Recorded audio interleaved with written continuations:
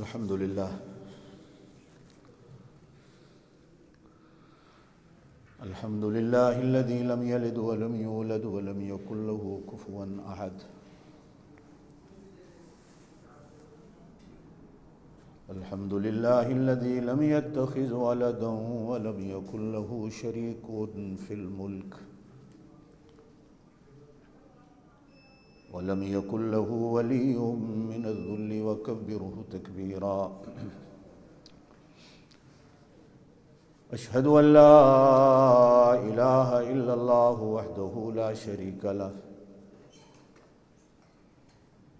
व अशहदु अन्न सय्यदना व सनदना व नबियना व शफीअना व हबीबना मुहम्मदन अब्दुहु व रसूलुहु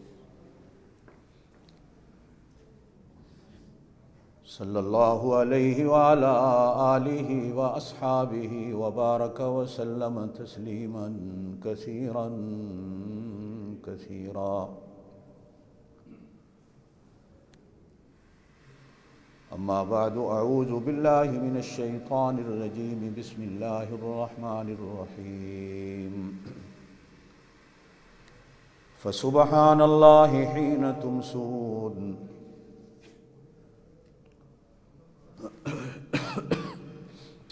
सदक़ल्लाहुल अलीयुल अज़ीम व बल्लगना रसूलुहुन नबियुल करीमुल उम्मियुल अमीन व नहनु अला ज़ालिका लमिनश शाहिदीन वश्शाकिरीन वल्हम्दुलिल्लाहि रब्बिल आलमीन। अल्लाहुम्मा सल्लि अला मुहम्मदिन व अला आलि मुहम्मदिन कमा सल्लैता अला इब्राहीम व अला आलि इब्राहीम इन्नका हमीदुम मजीद। अल्लाहुम्मा बारिक अला मुहम्मदिन व अला आलि मुहम्मदिन कमा बारकता अला इब्राहीम व अला आलि इब्राहीम इन्नका हमीदुम मजीद।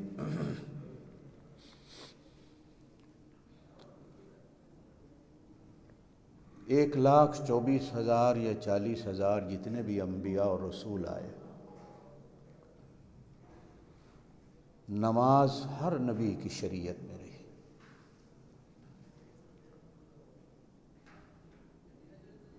बेशक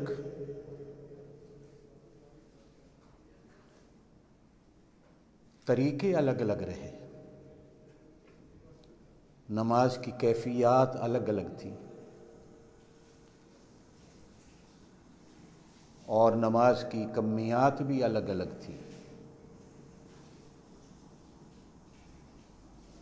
लेकिन नमाज थी। इसलिए कि बंदे की बंदगियों में से अल्लाह पाक को सबसे बड़ी बंदगी जो नमाज है वो पसंद है। मैंने अर्ज़ किया था कि आप सल्लल्लाहु अलैहि वसल्लम को भी शुरू में अल्लाह पाक ने सिर्फ 2 वक्त की नमाज दी थी, लेकिन फिर मेराज की रात आसमानों पर बुलाकर हुजूर पाक सल्लल्लाहु अलैहि वसल्लम को नमाज तोहफे के तौर पर दी गई। और ये भी आपने सुन रखा है कि आप सल्लल्लाहु अलैहि वसल्लम को 50 नमाजें मिली थी मेराज की रात।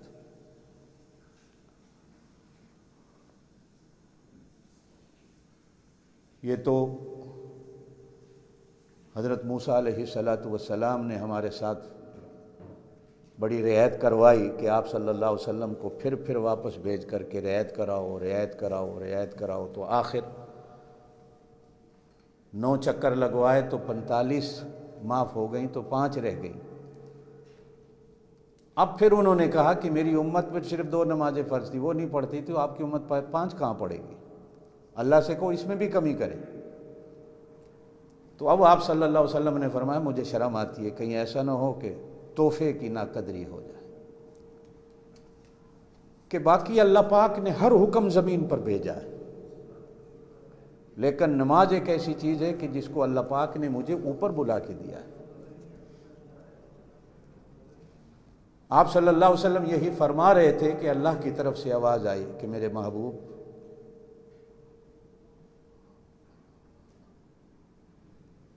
हम एक दफ़ा जो फैसला कर लेते हैं बदलते तो नहीं, तेरी खातिर हम इतना कर देते हैं, पढ़ें 5, सवाब हम 50 का देते। हमारे कागजात में 50 ही रहेंगी, पढ़ेंगे 5, हम सवाब 50 का दे दिया करें।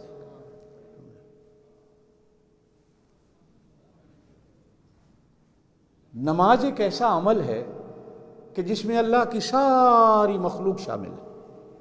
कभी आप गौर करें, बाज मखलूकात ऐसी हैं जो सिर्फ खड़ी हैं,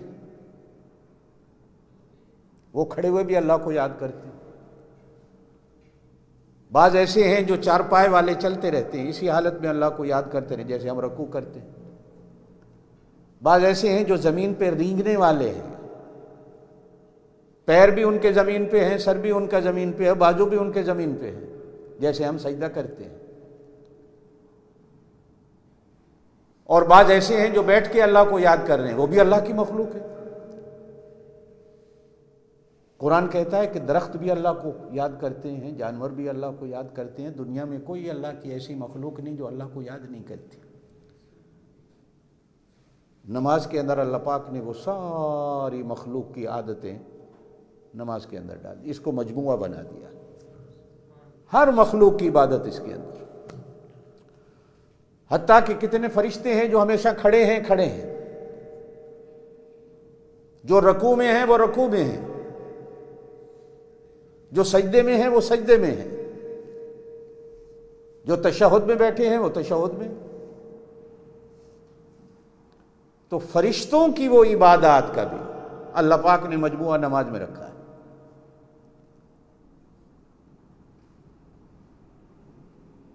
और फिर नमाज अल्लाह के एक शुक्र का तरीका है।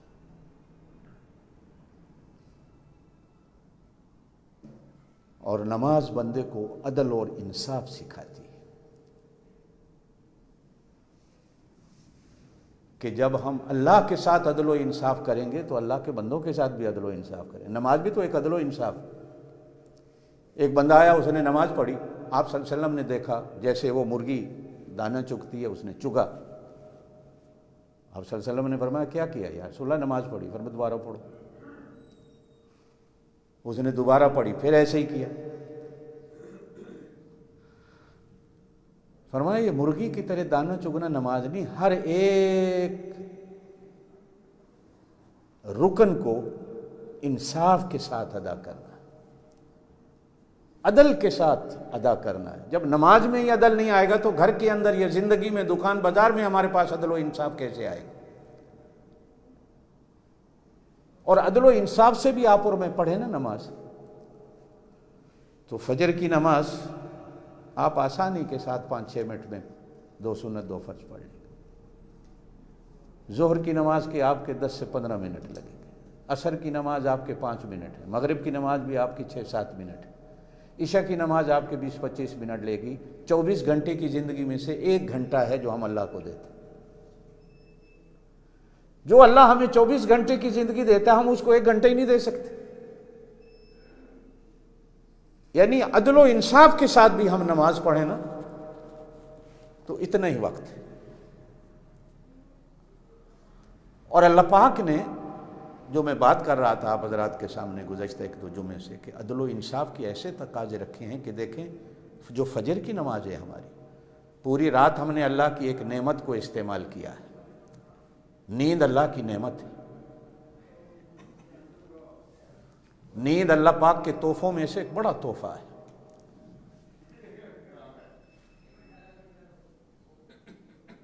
और फिर दिन उससे भी बड़ा अल्लाह का तोहफा है।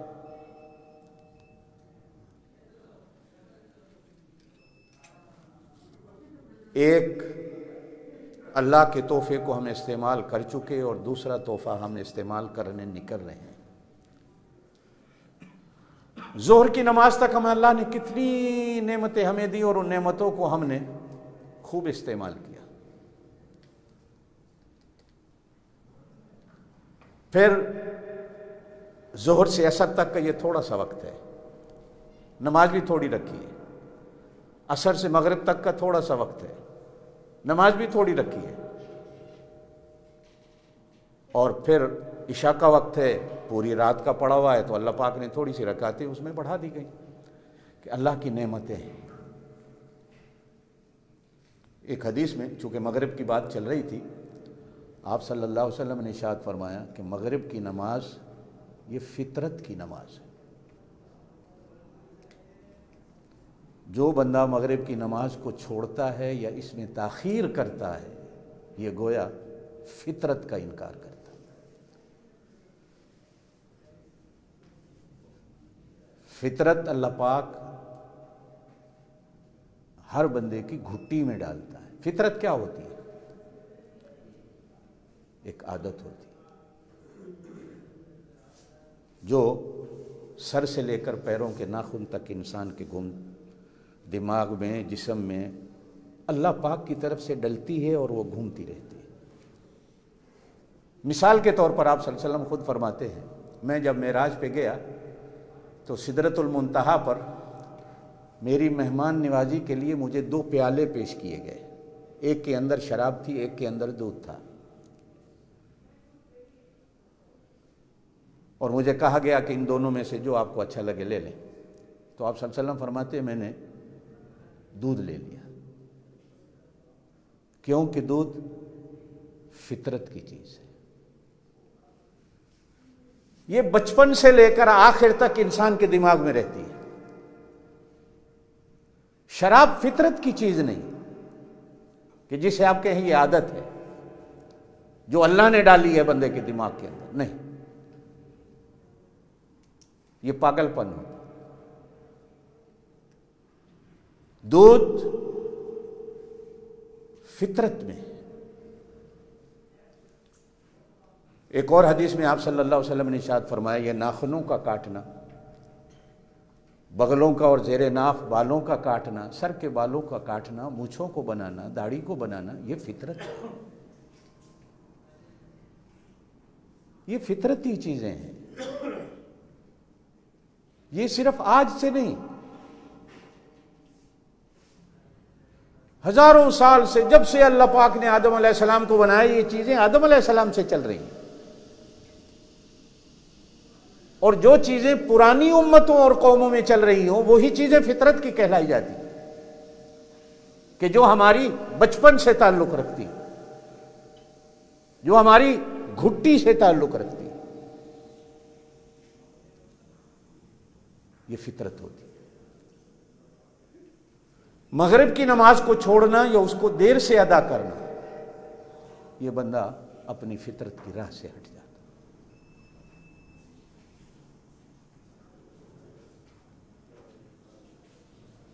एक हदीस में आप सल्लल्लाहु अलैहि वसल्लम ने ईशा की नमाज के बारे में फरमाया कि यह नमाज अल्लाह पाक ने किसी और को नहीं दी थी, यह अल्लाह पाक ने सिर्फ मुझे दी।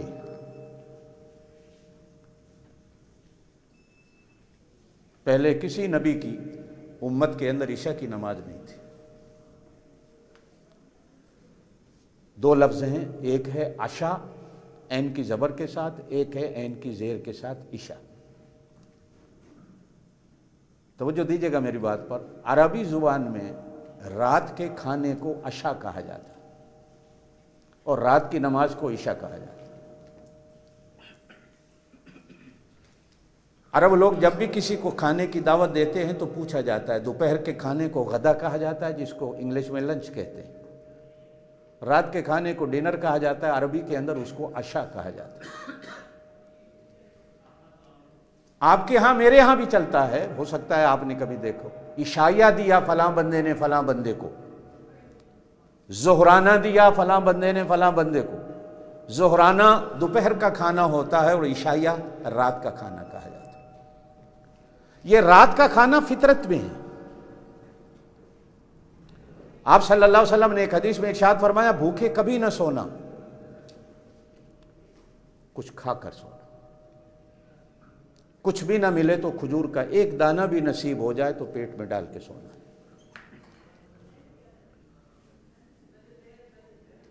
और आप और मैं जो देहाती लोग हैं, ये हमारी फितरत में है रात को दूध पीना और दूध पीकर सोना। देहातों में हमें दूध ना मिले ना तो घर में लड़ाइयाँ हो जाती हैं, रात को दूध नहीं दिया।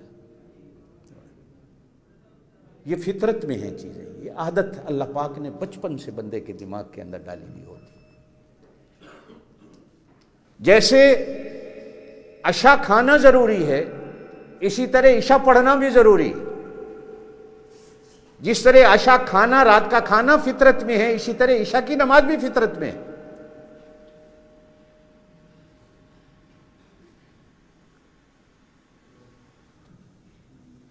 एक हदीस में आता है, आप सल्लल्लाहु अलैहि वसल्लम ने इरशाद फरमाया, अगर मेरी उम्मत को ज़हमत न होती, मुश्किल न होती, मेरी उम्मत मुशक्क़त में न पड़ती, तो मैं हुक्म देता कि ईशा की नमाज को आधी रात के वक़्त पढ़ा करो, या रात के तिहाई हिस्से में जब एक हिस्सा गुजर जाए, या आधी रात को। इस नमाज को जितना देर से पढ़ते जाओ उतना अफजल है। लेकिन मैं अपनी उम्मत की मुशक्क़त को देखता हूँ। कुर्बान जाए नबी करीम अलैहिस्सलातु वस्सलाम की ज़ात पर कि उम्मत की परेशानी आप सल्लल्लाहु अलैहि वसल्लम से बर्दाश्त नहीं होती कि मेरी उम्मत मुशक्क़त में पड़ जाए। आप सल्लल्लाहु अलैहि वसल्लम पर नमाज तहज्जुद ज़रूरी थी। आपको और हमें मुशक्क़त में नहीं डाला कि तुम पर फ़र्ज नहीं है। अगर को उठ सकता है तो जी बिस्मिल्लाह, अगर नहीं तो वितर के बाद अगर 2 नफल पढ़ के सो जाए तो अल्लाह पाक को नफलों को भी तहज्जुद बनाकर सवाब दे देते।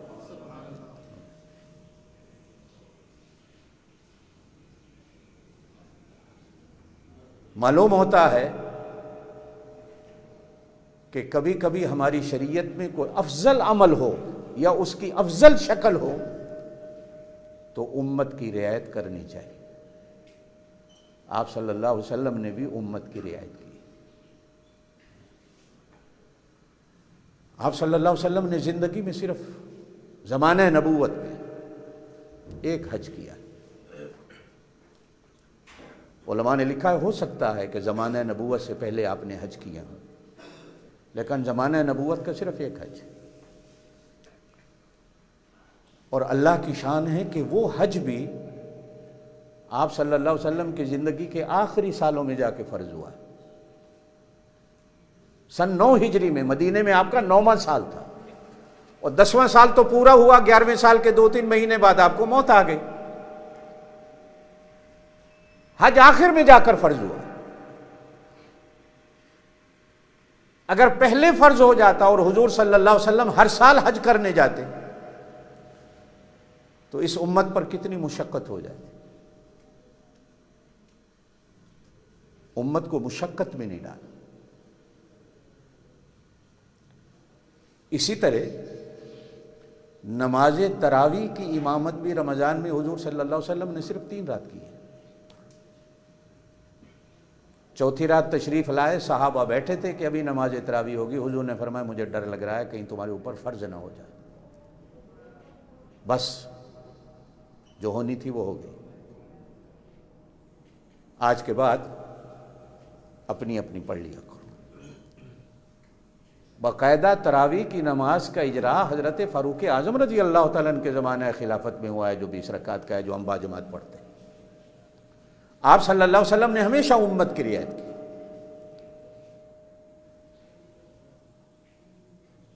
एक हदीस में आप सल्लल्लाहु अलैहि वसल्लम ने इरशाद फरमाया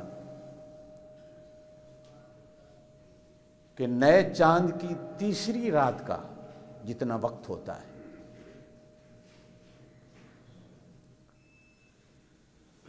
मुनासिब यह है कि इशा की नमाज भी इतने वक्त के बाद पढ़ा करो। अब मिसाल के तौर पर 29 के बाद जो चांद नजर आता है ना,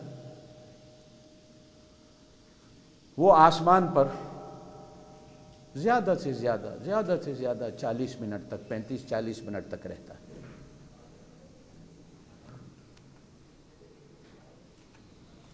दूसरी रात का जो चांद होता है वो 1 घंटा 20 मिनट तक रहता है। तीसरी रात का जो चांद होता है वो 1.5 घंटे से ज़्यादा रहता है सूरज के गुरूब होने के बाद। गोया कि एक हमें उसूल बताया गया कि कम अज़ कम इतनी इंतज़ार कर लिया करो, उसके बाद ईशा की नमाज़ पढ़ लें। हज़रत अब्दुल्लाह इब्न उमर रज़ी अल्लाह ताला अन्हुमा से रिवायत है हदीस के अंदर कि आप सल्लल्लाहु अलैहि वसल्लम ने इरशाद फरमाया, ये ईशा की नमाज मेरी है।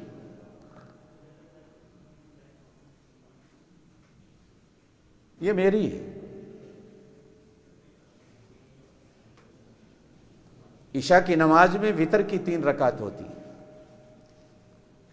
एक हदीस में आप सल्लल्लाहु अलैहि वसल्लम ने यूँ इरशाद फरमाया, तवज्जो देना, फरमाया अगर कोई बंदा वितर नहीं पढ़ता वो हमारी मस्जिदों में ना आया करे।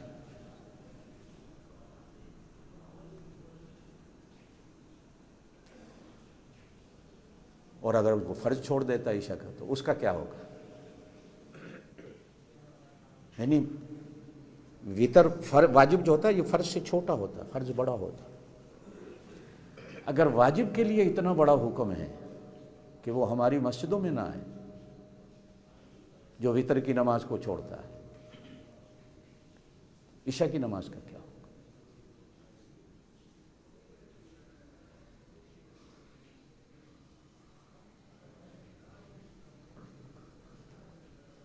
हाँ, अगर नमाजी पहले आ जाते, यह भी हदीस में मिलता है, वक़्त शुरू हो जाता तो आप सल्लल्लाहु अलैहि वसल्लम जल्दी नमाज ईशा की पढ़ा देते, इसलिए कि नमाजी आए हैं ताकि ये बाद में इनको को काम होगा, को आराम करना होगा, थके हारे होंगे, जल्दी जाके सो जाए।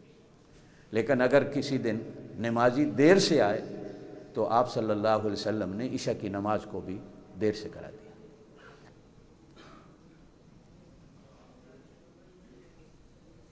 ईशा की नमाज का वक्त पूरी रात रखा गया, ओ सुबह सादिक के तुलू तक, यानी सूरज के निकलने से 1.5 घंटा पहले तक।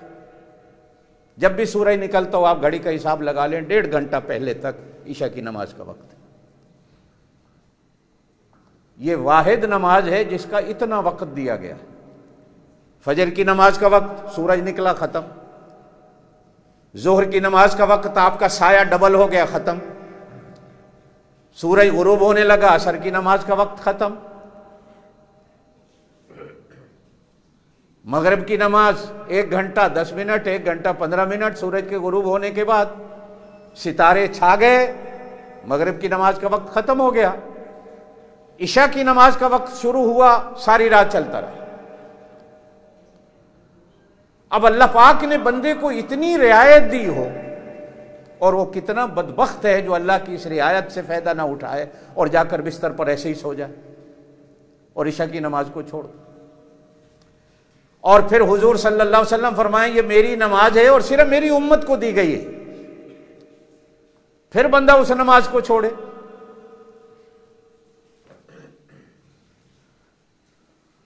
सिवाय बदबख्ती के और कुछ नजर नहीं।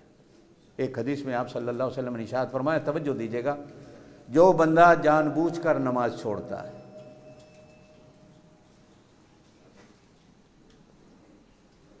जानबूझकर नमाज छोड़ता, फ़कद कफर, वो काफिर हो जाता। जानबूझकर छोड़ता। और फरमाया जो जानबूझकर नमाज छोड़ता है क़यामत वाले दिन वो फ़िरौन के साथ, निमरूद के साथ, अबू जहल के साथ खड़ा होगा, हामान और शद्दाद के साथ खड़ा होगा, मेरे झंडे के तले नहीं होगा।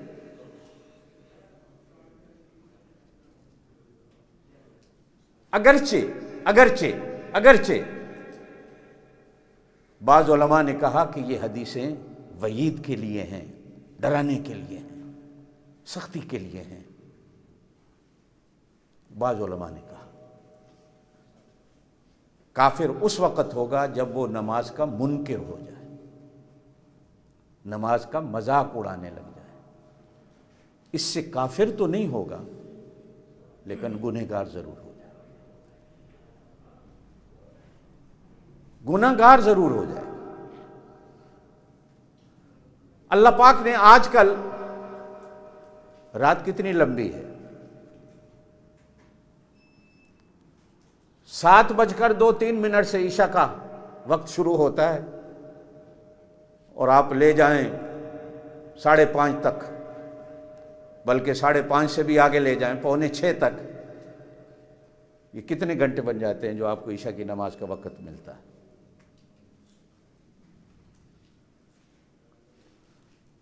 हम लोग ये रात आने वाली जो होती है ईशा की नमाज के बाद, ये अल्लाह की बहुत बड़ी नेमत है। अल्लाह कुरान में फरमाते हैं कि हमने रात को बंदे का लिबास बनाया, वजालनल लैल लिबासा, ये लिबास बनाया। अब आप और मैं जो लिबास पहनते हैं वो लिबास क्या काम देता है वो आपको भी पता है। लिबास उतार दें तो हम क्या होंगे। इस गए गुजरे मुआशरे में भी आप लिबास उतार के नंगे सड़क पे चल के तो देखो। आजकल तो इसको उतारने की इजाजत नहीं जो लिबास में नहीं, आपको $5000 जुर्माना पड़ जाएगा जो लिबास में ही नहीं है। एहतियात के तौर पर है। लिबास तो बंदे की जीनत है, लिबास तो बंदे का फख्र है जो अल्लाह की नेमत है। वजअलनल लैल लिबासा, हमने रात को लिबास बनाया है। जैसे लिबास में बंदे को आराम आता है, इसी तरह बंदे को रात में आराम आता है। जिस तरह लिबास से बंदे के हजारों ऐब छुपते हैं, इसी तरह रात के अंधेरे में भी बंदे के हजारों ऐब छुप जाते हैं। ये ऐब छुपाने वाली मेरे अल्लाह की जात है, वो हम पर कितनी मेहरबानियां करता है। अल्लाह पाक आपको मुझे अमल की तौफीक दे। सुबहान रब्बिक रब्बिल इज्जति अम्मा यसिफून व सलामुन अलल मुरसलीन वल्हम्दुलिल्लाहि रब्बिल आलमीन। को अजान कहने वाला कोई नहीं भाई? अच्छा